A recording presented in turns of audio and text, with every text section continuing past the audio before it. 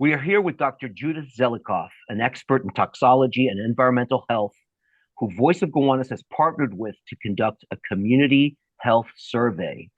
Dr. Zelikoff is a professor at NYU's Grossman School of Medicine. Our area, Gowanus, is a former industrial area surrounding the Gowanus Canal, where much of the land and groundwater is contaminated from toxic waste.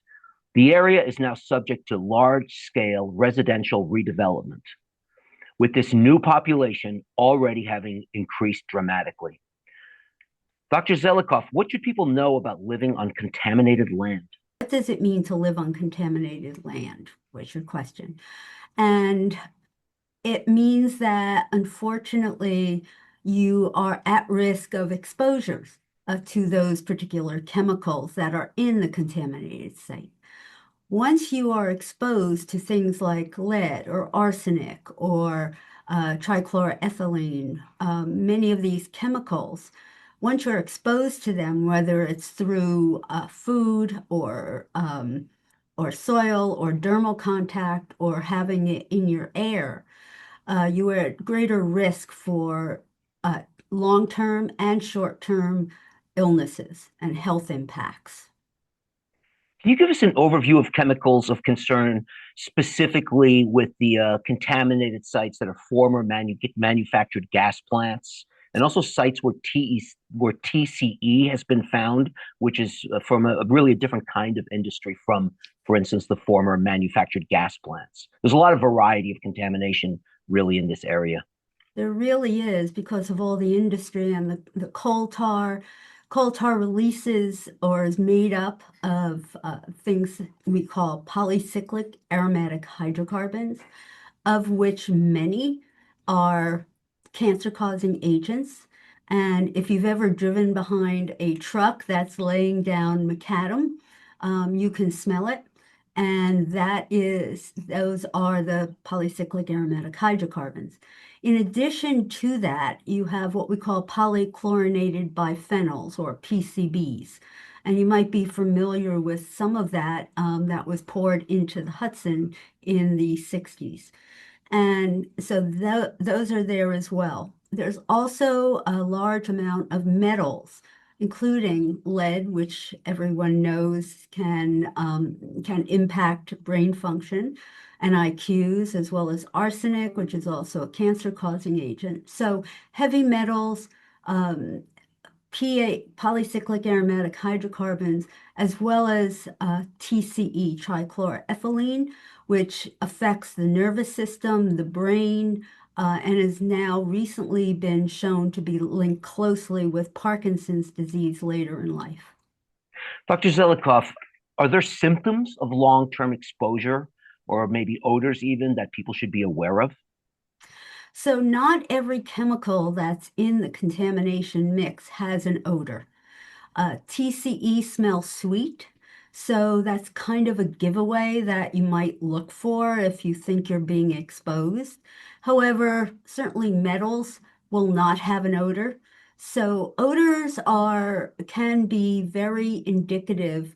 If you smell gas, of course, we're all familiar with that. Benzene is odorless, so you won't smell anything if benzene is being released, and that's another volatile organic chemical that is in the site.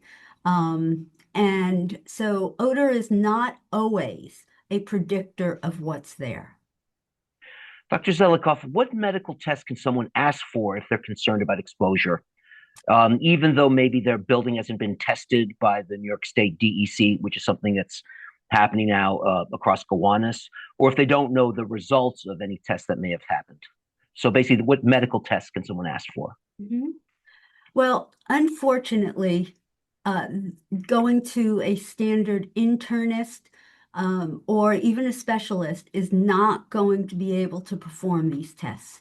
And why that is that they require specialized instrumentation. One thing that's simpler to perform, and you can ask your doctor about that, is blood lead levels. So they can certainly measure those. But as far as measuring other metals like arsenic, um, which is also a cancer-causing agent, and cadmium. You need to have specialized equipment. Now, when you're measuring volatile organic chemicals like TCE, you can do it. What you do is you measure what we call metabolites, those things that are broken down from the chemicals. And so they will be present in your blood and in your urine. However, they do take very specialized laboratory research equipment in order to identify them. And other volatile organic chemicals, such as benzene as well, also require specialized. So you can measure the end products or metabolites, as we call them, in blood or urine, but again, not in a routine blood checkup or not even the equipment that is available to such things as LabCorp or Quest. Since a lot of the harmful exposure might come from the ground, from soil vapor intrusion into indoor air, can you explain how toxic plumes of contamination might migrate under the ground, possibly from site to site or off-site? Well, toxic plumes can go for miles. And how they travel, particularly I'm going to refer to TCE in this case, how those and other volatile organic chemicals travel through the soil is through the soil pores and in the groundwater, TCE is partially soluble, so it can go deep into the soil, and again travel with the groundwater movement, which can go pretty far. Now, if it's going through excuse me, if it's going through soil, then it will go through soil pores and cracks in the soil. And that's how it gets into the houses. Any kind of crack in the foundation, it can cause what we call vapor intrusion because chemicals like TCE can get into the air. We call them volatilization. And so they off gas and they then get into the homes through cracks in the foundation called vapor intrusion. So they can move, volatile organic chemicals can move through the groundwater, can move through the soil, and it can travel and stay there for quite a while. Dr. Zelikoff, are there any specifics the community could advocate for with the commonly used community air monitoring plan systems that are usually in place by, I guess, various entities, usually the New York State DEC or maybe some property owners? Well, that's a dual question. So, the DEC or other regulatory agencies who are monitoring this can certainly put up air monitors that will measure VOCs, that will measure, again, volatile organic chemicals, that will measure polycyclic aromatic hydrocarbons. So there are monitors that can be placed inside the home or outside the home that can actually measure these chemicals. There are monitors to measure benzene, which is also, as I said, is a concern. And I think those are important things that the regulatory or brownfield manager can and should work with. As far as in home, if you find out that there's volatile organic chemicals in your home, they you can get what we call a HEPA filter. And the HEPA filter, I think this is you can get relatively inexpensive HEPA filters. However, they will only take out the particulate matter. What you need to get is a HEPA filter with activated charcoal in it, and that will remove the volatile organic chemicals that could be in your home. With particulate matter, is it important to test for a particular size of dust particles? Yes, most of the effects of airborne particulate matter, which is a carbonaceous particle, um, which has adsorbed gases and VOCs on its surface.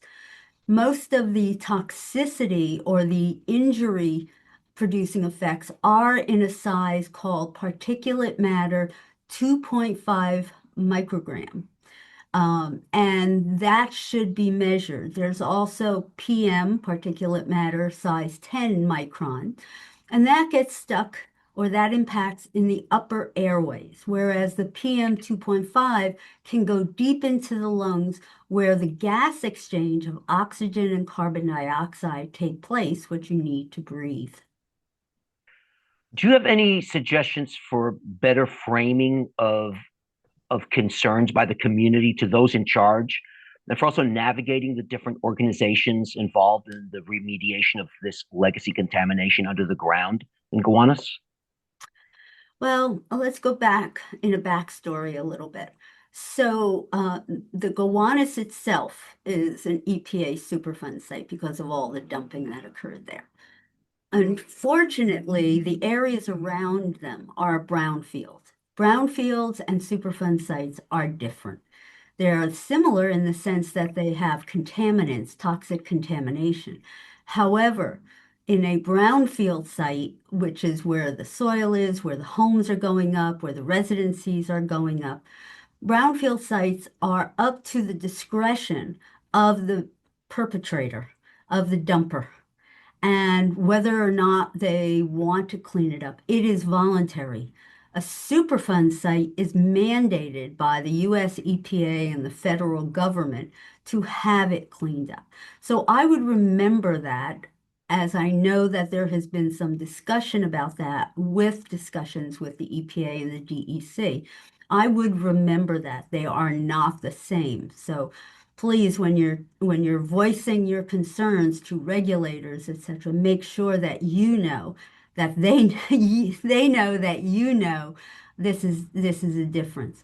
So I think the most important thing is to be vocal, as Voice of Gowanus is, and to not just take things on face value, but to increase your awareness of things, increase your information on what you're living on, what the exposures can be, what the long-term risk can be. Now, please remember that acute exposure or short-term exposure to one of these chemicals that we talked about will have different effects. So your eyes can run, your throat can get scratchy, you'll get a headache. However, long-term effects, meaning that you've been exposed either once and then later on in life, or that you've had a chronic or long-term exposure, meaning longer than about 3 months, can lead to things, depending upon the chemicals, can lead to things like kidney cancer, liver cancer, skin irritations, many other toxicities to the liver, to the kidneys. And so those are what you're looking for after a long-term exposure. Multiple acute or short-term exposures, you may not see anything until months later. Are some groups or demographics within our community more vulnerable than others? Yes, definitely. The children are very vulnerable. Why? Because their organ systems are still developing. And pregnant women whose immune system is altered to allow for a survival and good pregnancy, not to learn and not to lose the baby. Fetuses, perinatal babies, infants, again, developing their brain cells, developing their kidneys, their liver, their skin. We develop over time, not just during gestation, not just during pregnancy, but children and infant and the fetus will develop these organ systems long into their childhood. So they are very vulnerable. Children, pregnant women, the elderly, especially those that have ongoing chronic illnesses like cardiovascular disease or pulmonary disease like chronic obstructive pulmonary disease or emphysema. Uh, Also, certain races and ethnic backgrounds have certain mutations just because of their ethnicity that do make them more vulnerable to certain chemicals. Dr. Zelikoff, what are the benefits of doing a community health survey like we're doing with Voice of Gowanus in partnership with yourself? Also, why hasn't this data already been? Why isn't it already a pre-existing survey? Don't we need data, for instance, on this sort of stuff in our community? Well, the first thing I'll say is, what will the survey that we're doing, how can that help? So this work has not been done before by anyone, to my knowledge, and it will gather the information needed to show the regulators, to show the policymakers, to provide sound science and gather large numbers of information, large numbers of volunteers that will reflect the community. And we are asking for, have you had cancer? Have you had reproductive alterations? This will put the information that all the Gowanus residents already have and talk about into a combined place where people, stakeholders can also go to really look at what 300 or 500 people have said and how it's impacting them, as opposed to one lone voice that oftentimes is not heard. To your second question, I don't know why this hasn't been done before. It should have. And that goes to any community that's living on or near a contaminated site. And I think that it's a gross error that the people living around the Gowanus have not been taken into account and given the voice they need to be heard. Well, at this point, I'd like to invite all viewers that live in Gowanus near the canal to look at the community health survey. You can find it on the voiceofgowanus.org website under health survey. You can look at it. Please take it. Also share with your neighbors. You can see a map there of exactly the outlines of the area that we're surveying, and also any further questions you might have for these questions also with Dr. Zelikoff, please email info@voiceofgowanus.org. Thank you for watching. And Dr. Zelikoff, thank you very much for your help with our community health survey and also answering all our questions here.